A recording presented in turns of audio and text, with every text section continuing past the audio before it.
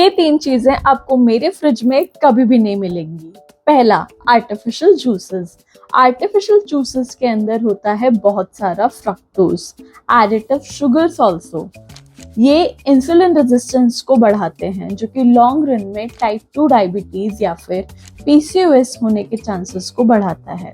दूसरा, readymade sauces या dips. घर वाली चटनी खानी चाहिए, वो ही हेल्दी है, क्योंकि इसके अंदर हैं बहुत सारे प्रिजर्वेटिव्स, इमल्सिफायर और सोडियम, जो कि बीपी बढ़ा सकते हैं, कोलेस्ट्रॉल बढ़ा सकते हैं, क्योंकि ट्रांस फैट है, तो इसको अवॉइड करना जरूरी है। Last is carbonated drinks. Carbonated drinks हमारे स्टमक के पीएच को बिल्कुल डिस्टर्ब कर देते हैं, जिसकी वजह से एसिडिटी, ब्लोटिंग, इंडाइजेशन होना कॉमन है और लॉन्ग रन में किडनी स्टोन्स एंड आईबीएस होने का खतरा भी बढ़ जाता है। So follow for more such tips.